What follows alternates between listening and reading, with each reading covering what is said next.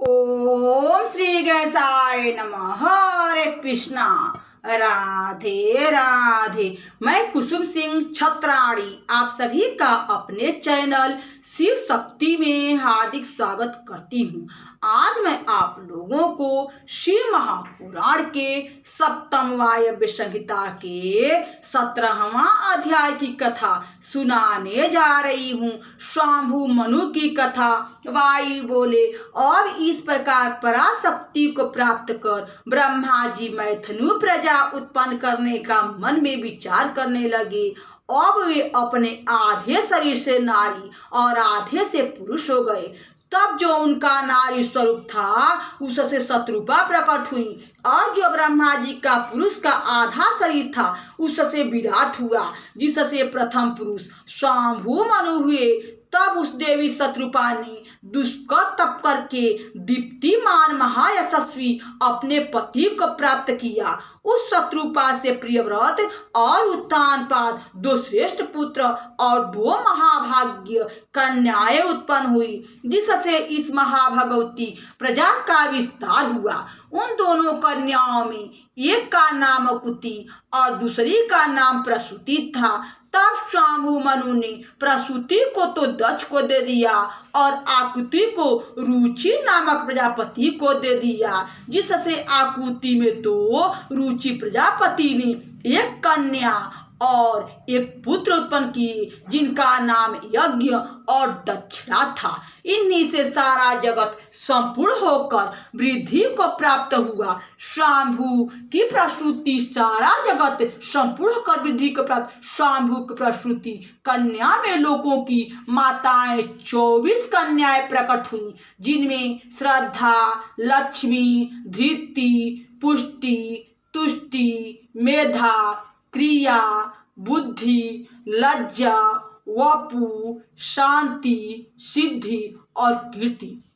इन 13 कन्याओं का धर्म से ब्याह हुआ और उनसे जो छोटी 11 कन्याएं ख्याति, सती, संभुति, स्मृति, प्रीति, क्षमा, संतति, अनसुईया, ऊर्जा, स्वाहा और श्रद्धा क्रमशः भृगु, शिव, मरीचि, अंगिरा, पुला, क्रतु, पुलस्त्य, अस्त्री, वशिष्ठ, पावक और पितर को ब्याही गई, जो उस समय के मुनियों में श्रेष्ठ थे।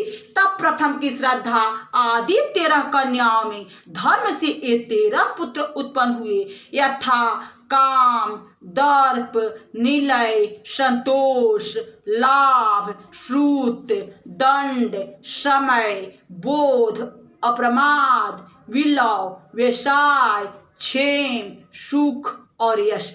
ये सभी संतानें सुख रूप थी। इसी प्रकार अधर्म के पुत्र निवृत्ति आदि उत्पन्न हुए, जिनका उल्लेख विष्णु पुराण में है कि अधर्म की हिंसा नाम की एक स्त्री थी, जिससे अनिरुद्ध की उत्पत्ति हुई और उसकी एक निवृत्ति नाम की कन्या भी हुई, जिससे भय और नरक प्रकट हुए और उस माया से प्राणहारी मृत्यु तथा वेदना से रौक दुख उत्पन्न हुआ।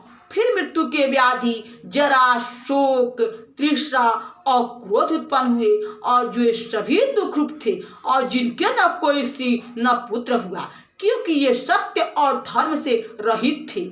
यह अधर्म रूप तामसी सृष्टि है।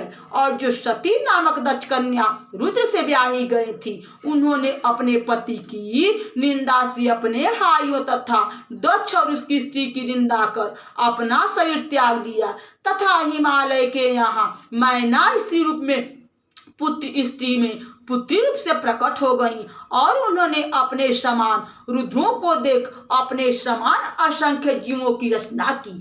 यह कथा मैं तुमसे कह चुका हूँ।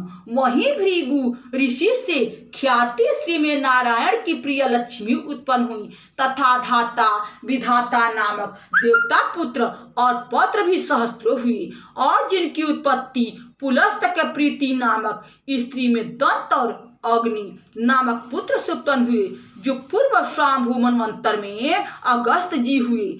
उनकी बहुत सी संतानें हुई, वे सभी पौलस्त्य कहलाई।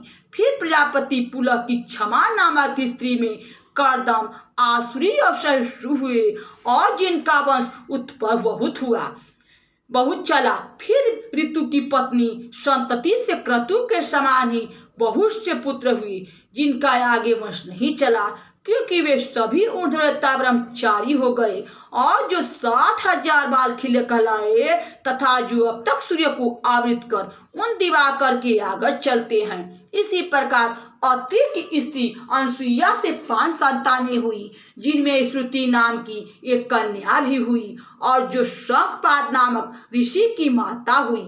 उनके पुत्रों के नाम ये हैं सत्यनेत्र, हव्य, अपोमूर्ति, शनैश्चर और सोम। ये 5 अत्रि से हुए। फिर इनके भी बहुत से पुत्र पौत्र हुए और आत्रेय कहलाए, तथा स्वामी मनवंतर में ही जिनकी परिसमाप्ति हो गई। फिर ऊर्जा से वशिष्ठ के 7 पुत्र हुए, और उनकी बड़ी बहन का नाम पुंडरीका था, जिसके पुत्रों का नाम रजगात्र, ऊर्ध्वबाहु, शयन, अयन, श्रुतप और शक्र था। ये 7 भी ऋषि हुए। वशिष्ठ जी के नाम पर इनका गोत्र नाम पड़ा, और स्वाम्भु मनवंतर की परिसमाप्ति पर ये सैकड़ों और अरबों की संख्या में फैल गए।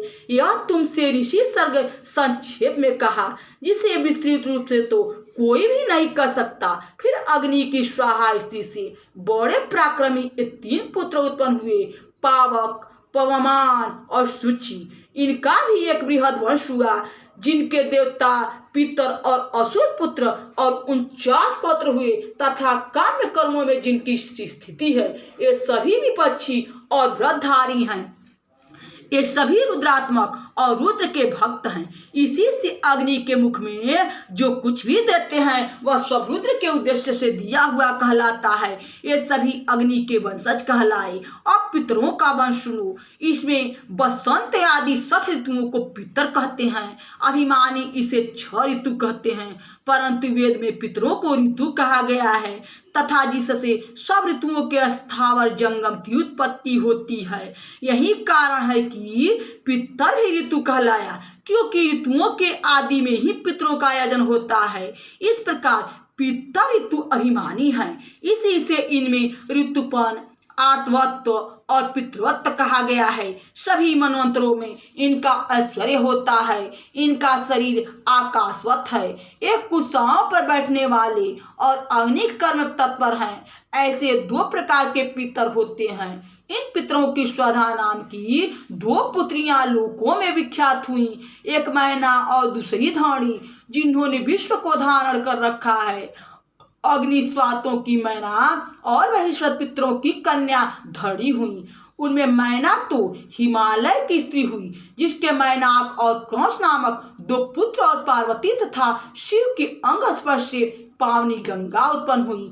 फिर मेरु की धणी नामक पत्नी से वह मंदर पर्वत उत्पन्न हुआ, जो कि दिव्य औषधियों से युक्त विचित्र कंदराओं वाला है। फिर उसी मेरु का पुत्र मदराचल शिव का आवास स्थान हुआ, तथा धणी के बेला, निर्याति और आयाति नाम की 3 कन्याएं भी उत्पन्न हुई, जिनमें आयाति और निर्याति तो भृगु के 2 पुत्रों से ब्याही गईं, और स्वाम्भु मनवंतर के पूर्व में जिनके पुत्रों का वंश चला। फिर सागर से बेला की एक श्रेष्ठ कन्या हुई, जिसका नाम सपर्णा था, जो प्राचीन महर्षि की पत्नी हुई, जिससे उनके 10 पुत्र हुए, तथा जिन सबका एक ही प्रचेतस नाम पड़ा। ये सभी धनुर्वेद के पारंगत हुए।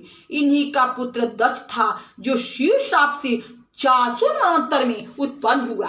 इस प्रकार यह बहुत सा दिव्य देव चरित्र मैंने तुमसे कहा, जो न तो बहुत संक्षिप्त है और न विस्तृत। यह प्रजा शनिवेद प्रजापति से ही उद्भूत हुई है, जिससे विस्तार पूर्वक तो 100 करोड़ वर्षों में भी नहीं कह सकता। इसी प्रकार राजाओं का भी वंश सूर्य और चंद्र नाम से बड़ा ही पुण्यप्रद कहा गया है, जिसमें इक्ष्वाकु, अमरूष, अयाति और नहुष आदि पवित्र चरित्र वाले राजा हो चुके हैं। उन्हें क्या कहें, क्योंकि पहले इनका वर्णन हो चुका है। यह तो कहिए कि सत्संग में ईश्वर का भाव कहने का इतना अवसर मिला जिसने सृष्टि आदि का भी वर्णन हो गया। अब इसका विस्तार क्या करें। यहाँ शिव महापुराण के सप्तम वायव्य संहिता के 17वां अध्याय की कथा समाप्त हुई। बोलो शंकर भगवान की जय, मैया भवानी की जय। हरे कृष्णा, राधे राधे। भक्तजनों, यह भोलेनाथ की कथा है।